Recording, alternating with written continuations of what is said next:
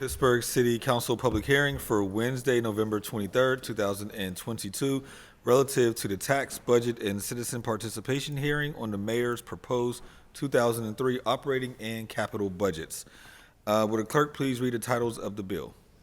Bill number 939, ordinance amending the Pittsburgh Code at Title II, Fiscal, Article 7, Business-Related Taxes, Chapter 245, Earned Income Tax, Section 245.03, Declaration and Payment of Tax at subsection D, so as to fix the rate of interest on delinquent earned income tax for the year 2023. Bill 940, ordinance amending the Pittsburgh Code at Title II, Fiscal, Article 7, Business-Related Taxes, Chapter 246, Home Rule Tax, Section 246.03, Declaration and Payment of Tax at subsection D so as to fix the rate of interest on delinquent Home Rule Tax for the year 2023. Bill 941, ordinance amending the Pittsburgh Code at Title II, Fiscal, Article 9, Property Taxes, Chapter 263, Real Property Tax and Exemptions, Section 263.02, Payment Options, Discount and Delinquency Penalty, so as to set the payment, discount, and delinquent dates for the 2023 fiscal year. Bill 942, ordinance amending the Pittsburgh Code at Title II, Fiscal, Article 9, Property Taxes, Chapter 263, Real Property Tax and Exemption, by fixing the rate of real estate taxation for 2023. Bill 944, resolution authorizing the fee schedule for 2023 pursuant to Chapter 170 of the City Code. Bill 947, resolution adopting and approving the 2023 capital budget, the 2023 Community Development Program, and the 2023 through 2028 Capital Improvement Program. Bill number 948, resolutions making appropriations to pay the expenses of conducting the public business of the City of Pittsburgh and for meeting the debt charges thereof for the fiscal year beginning January 1, 2023. Bill 949, resolution fixing the number of officers and employees of the City of Pittsburgh for the 2023 fiscal year and the rate of compensation thereof, and setting maximum levels for designated positions. Bill 951, resolution amending Resolution 410 of 2022, which reappropriated Federal American Rescue Plan funding by updating the approved projects as outlined in Exhibit A, Version 4. Bill 952, ordinance amending the Pittsburgh Code, Title II, Fiscal, Article 5, Special Funds, Chapter 237, Stop the Violence Fund, 237.03, Uses and Restrictions of the Stop the Violence Fund, by changing the annual percentage budgeted for outside community-based, non-governmental organizations. Bill 953, resolution authorizing appropriations and salaries of the Stop the Violence Fund for the 2023 fiscal year beginning January 1, 2023. And Bill 954, resolution authorizing appropriations, salaries, and capital expenditures of the Parks Trust Fund for the 2023 fiscal year beginning January 1, 2023. Thank you very much. For the record, we are joined by Councilwoman Strasburger, Councilman Wilson, as well as online Councilwoman Gross, as well as President Smith. We will now move on to testimony from our registered speakers. Please give your name and address for the public record. Each registered speaker will be given 3 minutes to address City Council. Our first registered speaker is Colleen Young.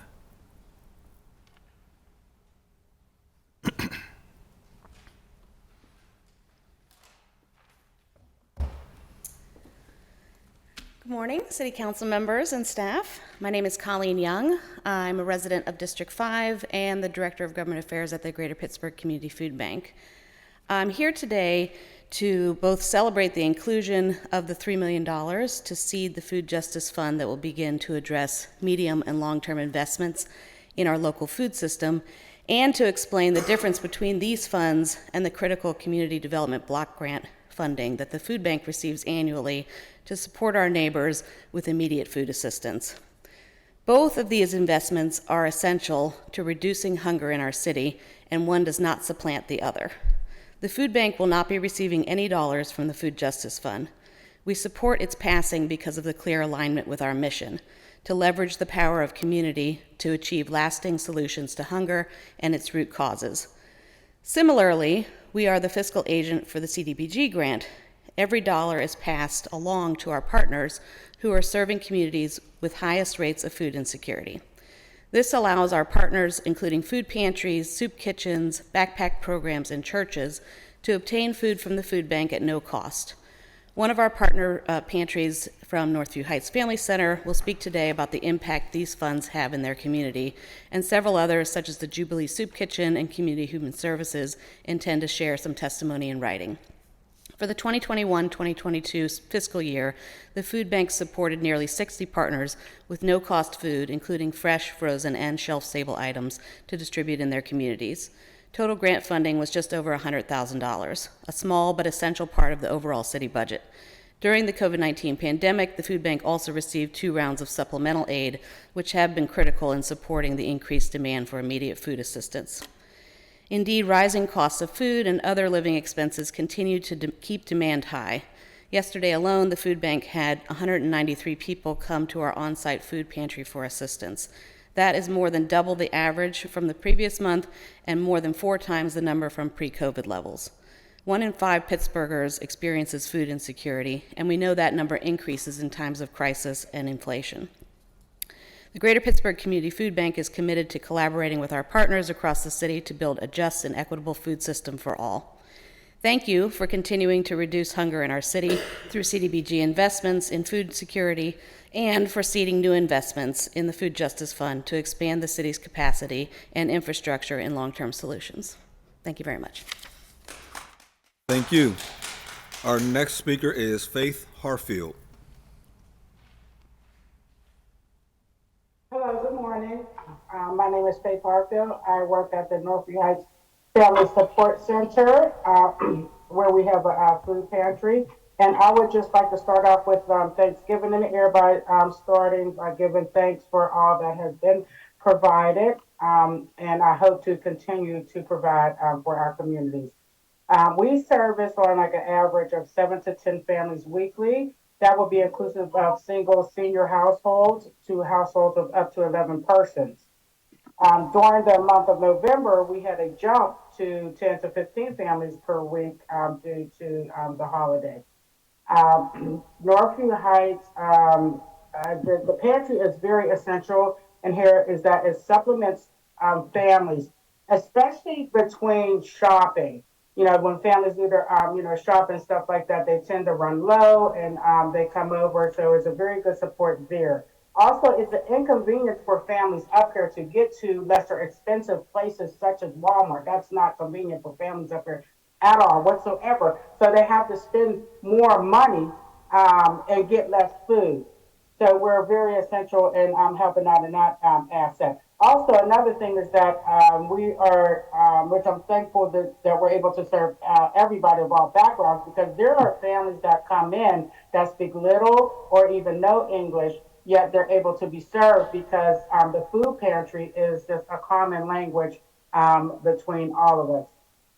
And also we're appreciative to the food bank for them being able to deliver to us for whenever we're super busy and we're not able to go out there and to get the food.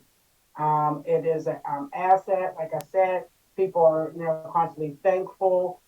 There's a lot of babies up here, so milk is necessary. A lot of things are necessary. So thank you very much. Thank you. Our next registered speaker is Matt Mahoney.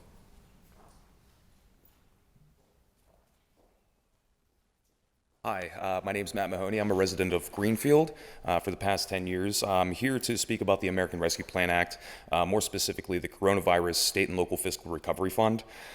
Given my unique role as a resident of Pittsburgh and as a nonprofit government affairs director, I feel compelled to share considerations regarding the federal funds regarding the Coronavirus State and Local Fiscal Recovery Fund program.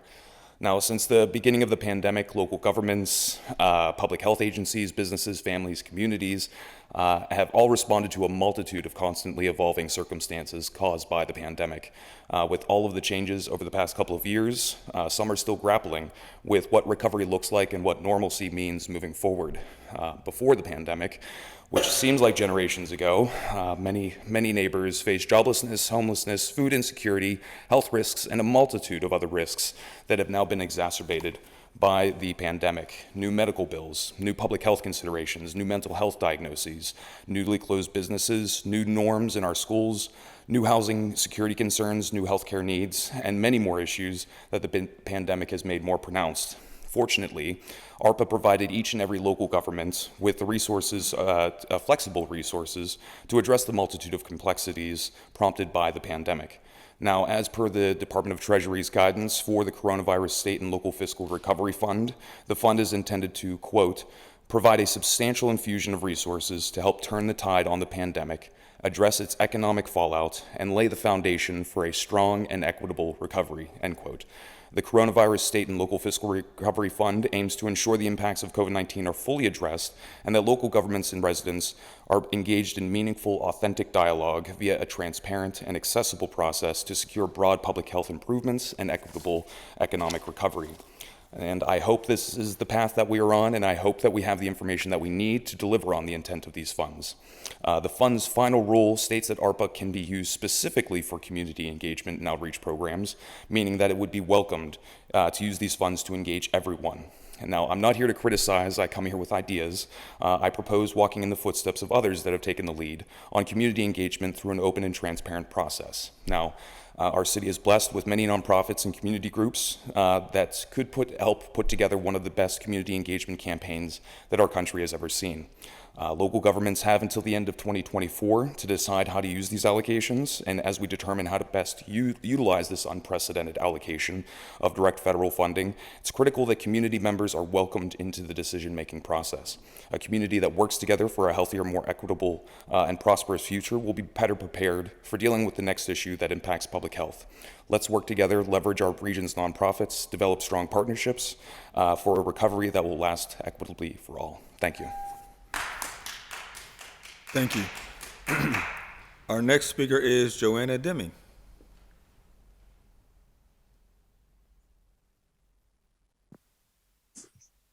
Good morning, everybody. Hope you're doing well. My name is Joanna Deming. I'm the Executive Director for Fineview and Perry Hilltop Citizens Councils. And I appreciate this opportunity.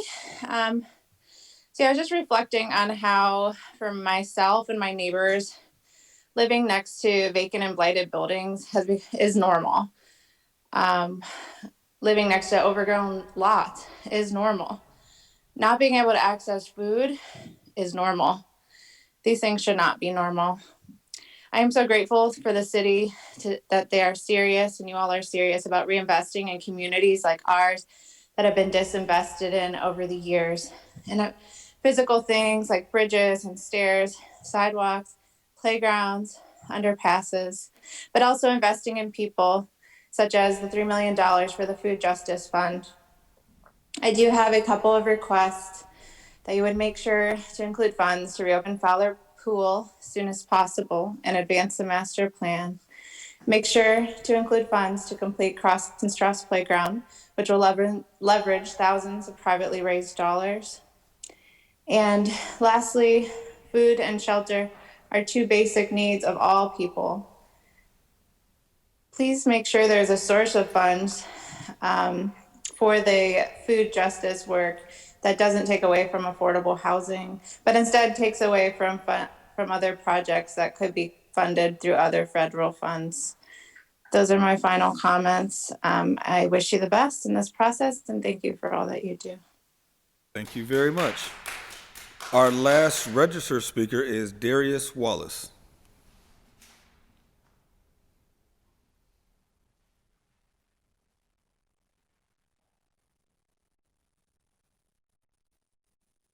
Good morning. It's a pleasure to be with you all today. My name is Darius Wallace, and I'm a constituent of District 6 and a Child Nutrition Outreach Coordinator at the Greater Pittsburgh Community Food Bank. The Community Development Block Grant Fund has been instrumental in helping the Greater Pittsburgh Community Food Bank and its community partners provide equitable access to nutritious foods for low-income families. In our city and region, 1 in 6 children are experiencing food insecurity. With high inflation in our grocery stores and electricity bills increasing, the number of families and children who will experience food insecurity and need food assistance will increase. These hardships have not only affected families and children we serve, but has impacted the capacity of community organizations. It has become increasingly difficult to properly feed children in need, given our current economic climate. Thanks to the food bank, its community partners, and the CDBG fund from City Council, children experiencing hunger are able to have equitable access to nutritious foods across the city of Pittsburgh. Our food bank partners benefit from CDBG funds by being able to provide nutritious foods from the food bank at no cost to their operation budget. Our child nutrition partners provide services to children in the form of daily snacks, suppers, and weekend meals. These services provide assurance, relief, and contentment in the lives of children who may not know where their next meal will come from if these services did not exist. It's imperative that City Council continues to provide these CDBG funds to the Greater Pittsburgh Community Food Bank. Numerous children within the city of Pittsburgh rely on these funds to receive their daily meals. It's City Council's responsibility to continue to bolster these systems and programs that positively affect the lives of their citizens. Thank you. Thank you. That exhausts our list of registered speakers. With that, we'll open it up to anyone in chambers wishing to speak. Please come forward. Provide your name and neighborhood for the record. You'll be given 1 minute to speak.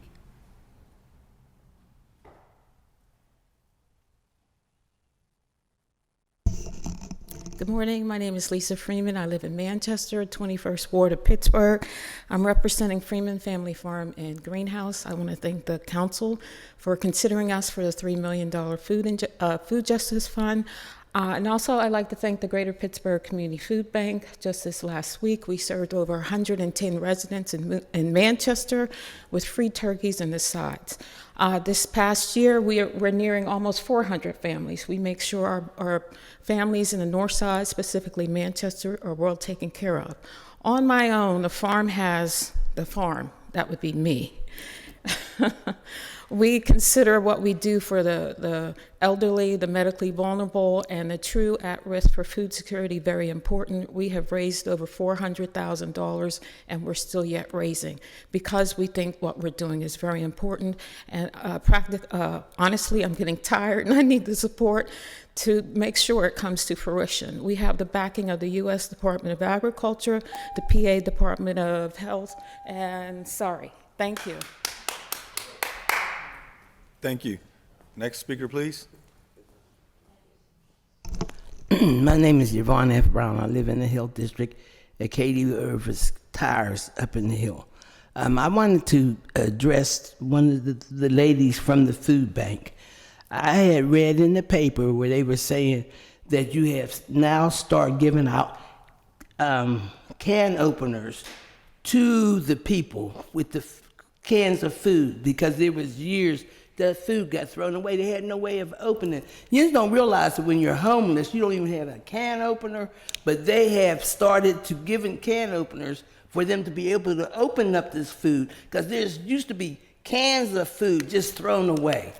I also wanted to say to the last lady that spoke, if you as city council could see in your heart to fund this lady. She has been doing a lot for the community, her and her husband. I know she said, and I was sorry to hear that her husband had passed, but they had helped the community. Do you know, I come down because I feel, I got a minute. I feel that you have thrown us old people away. We're just like trash.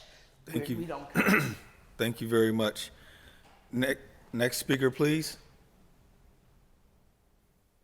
Any further speakers? If not, if there's anything council members would want to say? Councilwoman Strasburger. Yeah, thank you, Mr. Chair. I really want to thank all the speakers for coming down to speak today, and particularly those who spoke about the Food Justice Fund. I'm happy to support this. I wish that we were able to support in the way that had originally been asked for in $10 million. But I'm glad that some money has been found, $3 million has been found to support all of the organizations associated with this fund and to support the good work that you're doing. My concern is that going forward, if we aren't deliberate about how we are going to manage our own funds at the city level among council members, and if there isn't the coordination with the Food Policy Council as well, that come 2026, when we presume that we lose all federal support, when ARPA dollars have already been expended, that there will be a hole in the budget. We already know we're going to be struggling as a city that year, and that may be an expectation that's been set for city funding of a food justice fund disappears unless we plan for it ahead of time. So that's my concern. I just wanted to state it out loud because it's something I was thinking as I heard many of the people who were testifying today or offering public comment in previous hearings, that we need to be conscious of. We need to think through how we're not only helping to support very vital community organizations working on this issue now, but also helping to ensure that a portion of those funds is building capacity and diversifying funding sources for those organizations, so that as we work to help to continue to bolster our own budget to support this, the organizations can diversify their funding sources as well. So I look forward to continuing that conversation amongst ourselves and with the community members here. Thank you. Thank you. Anything from any other members? Councilman Wilson? Yeah, thank you, Mr. Chair, and thank you all to all the speakers that came today. Appreciate what most were in support of the Food Justice Fund, and I'm supportive of that effort as well. Depending on what that takes, I think we can do both. I think we can do work at the land bank, but I also think that we could do work to I don't know the exact language, but basically to fund the Food Justice Fund to make sure that those needs are met as well. So I think there's a good conversation to have, and I thought it's been unfair to criticize the land bank. Although I've only been on the land bank for a year now, that it just hasn't had funds. So there's been a lot of talk about funds or staff. So I think it's been the wrong conversation. I think you can't solve vacant abandoned property without a staff and also funds to support clearing, having a clean title, and a proper disposition process in place. And in that disposition process is where a lot of different affordable housing projects can come from. So I think the conversation has been lacking there, specifically just the way it's been covered. I mean, although I've been in there a year, I'm sure there's been some politics in the past, but I'd like to understand more of how politics got in the way of that land bank. Right now, we have a bill that's being held at council where we could move property from the city over to the URA more easily, and that's where the politics lie as to how city council as a body respond to requests like that. So we could, waive our power to move property over easily to the land bank to get that moving, or we could we can continue to include our power, which is to, have the option to not move certain properties over. But that's another conversation, I realize, but I just wanted everyone to recognize the move here from what's the $10 million that's been allocated and the effort of the Food Justice Fund to, the advocates of that, and also the mayor to initially put in $3 million to take away from the land bank. So I'm supportive of both efforts, and I'm, kind of agonizing over how to support both fully. So I just want to make that clear to the public. Other than that, this is going to be a process that we're going to undertake in the next few weeks here. That's been ongoing, and people have been showing up to the budget hearings to understand more about the authorities and the different departments. One in particular one conversation in particular that I'm a big fan of is increasing the amount that the Stop the Violence fund can be used to support administrative staff at the city. So currently we are at 20% at the Stop the Violence fund, and I think what the goal is to, in terms of increasing those funds, or the amount of funds that can be taken from there for support staff, is that it supports staff that thinks about policing differently, thinks about supporting the public differently in terms of trauma. So there is an alternative police model, and I think we need to get there. And I think that by building out OCHS and implementing more of the Roots program, which is the AHN reaching out on the streets to solve issues related to homelessness, and that's where the alternative police model lies. I think we can start to build this out in the city in a way that will not only help everyone that's in need, but also we can effectively use the funds in a way that I believe will be everlasting for the city and its residents.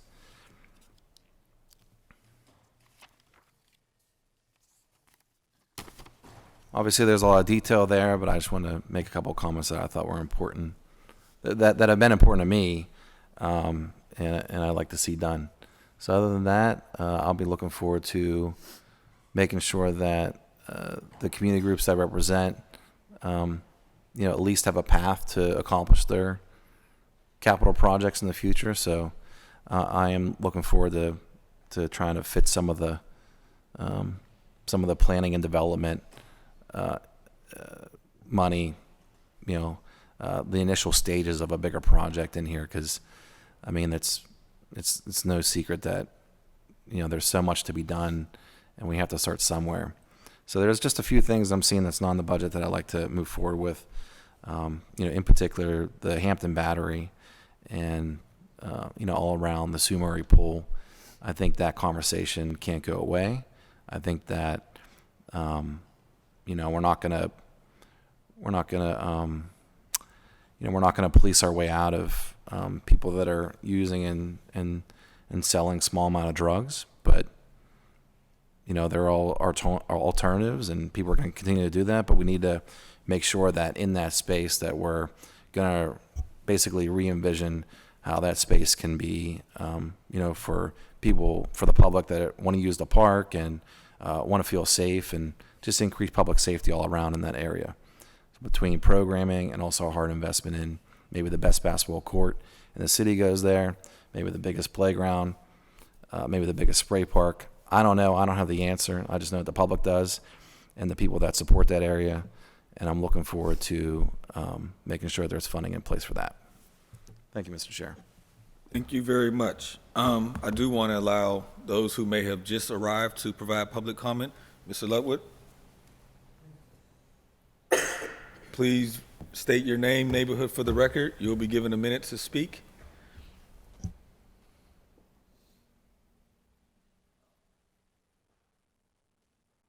My name is Les Ludwig, 6589 Rosemore Street in Squirrel Hill, and a happy holiday to all the members of council. You don't know who I am, so I'll take a moment to fill you in. In 1955, I graduated with a degree in food technology from Delaware Valley University. And I met, full blunt, with not being able to get a job. I worked for 5 years living at my in-laws' house. And in every place, I got a pink slip. I solved all the problems. Well, then why the hell did I get a pink slip? It didn't make any sense until I realized that I was Jewish. From there's a lot of stories, all of which I share with the black community because the problems are really the same. When I came to Mount Lebanon looking for a house and was told no Jews, dogs, or hens allowed, the laws hadn't changed yet. So I had to go back to Squirrel Hill and buy a house. I'm still in that house. Thank you. I thank you for the time. Thank you. Is there anyone else wishing to speak before council? Please come forward. Provide your name, neighborhood for the record. You'll be given a minute to speak.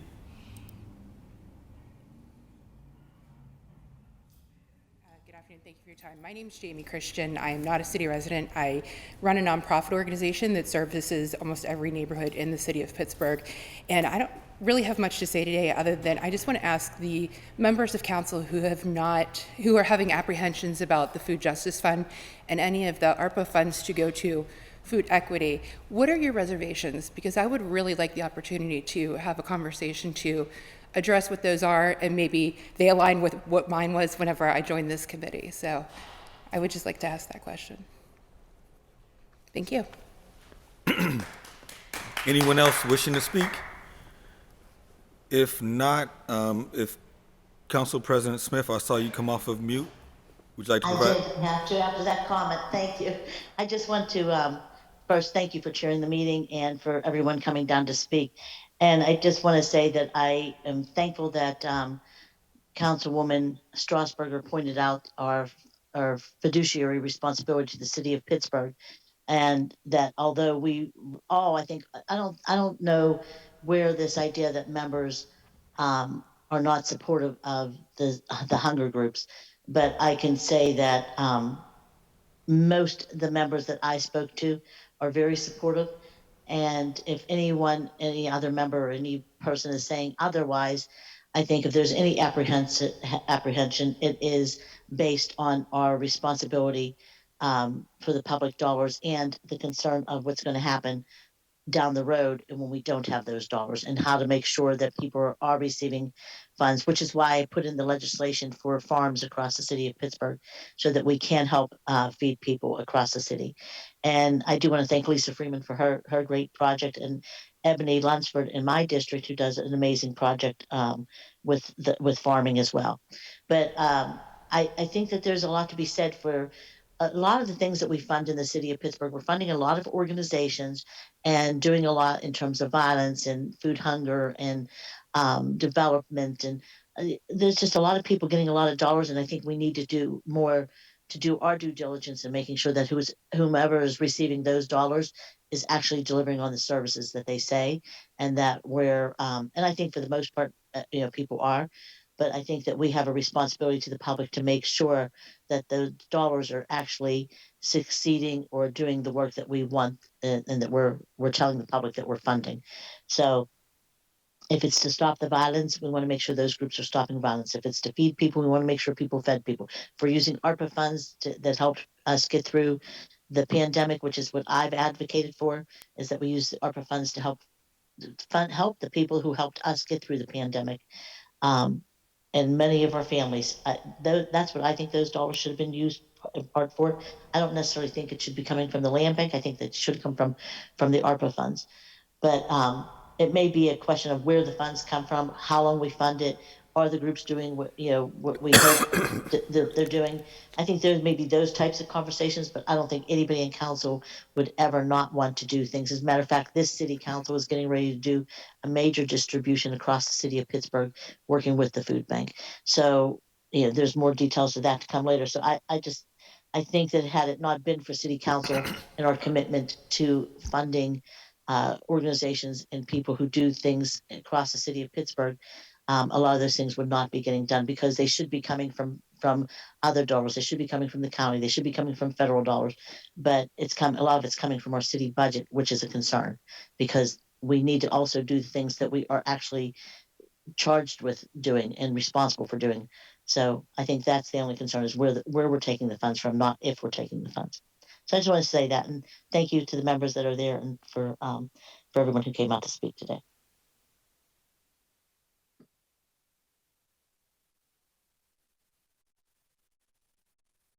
That's it for me, Councilman.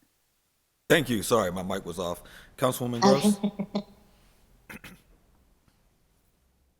Mr. Chair, did you say my name? Yes. You cut out again. Sorry, I apologize. Yes, I was trying to come to you. Thank you. Appreciate it. I also want to say thank you to everyone. I was listening here with my camera off, but I really appreciate you coming down to Chambers and speaking to these kind of medium and long-term investments in our food system. Is what I heard both at the public hearing and today, that while the city, for example, we just voted at City Council for a $900,000 budget for our own food distributions that we do through Parks and Recreation, that on top of just food distributions, which are critically important now when people are suffering, especially during the pandemic, where they might, as we heard, have health problems or a loss of income. We need as a city to try to prevent hunger tomorrow.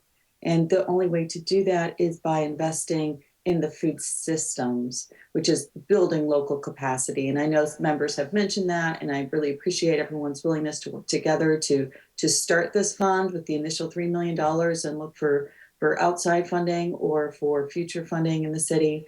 And I'm excited and I'm grateful for everyone's support. Thank you. Thank you very much.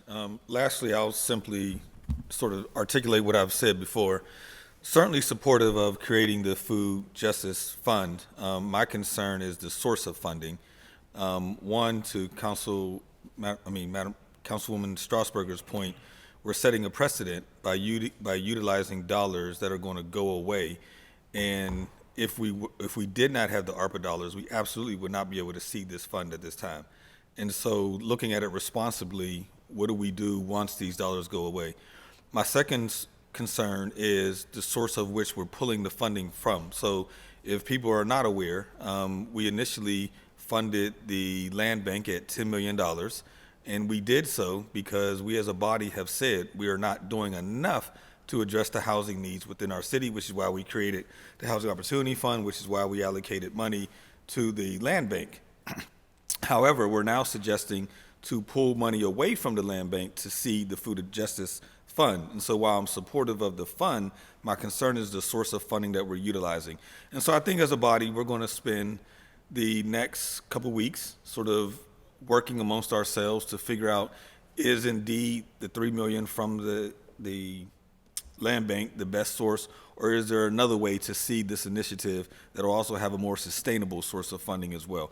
And we'll take up that conversation. But I think I can I believe I can speak fairly well for all members in saying that all members are supportive of the initiative. How we fund it, where it's funded from, is what we're going to have to work through. Anything else from members? If not, we have exhausted the business of this public hearing, and with that, we are adjourned.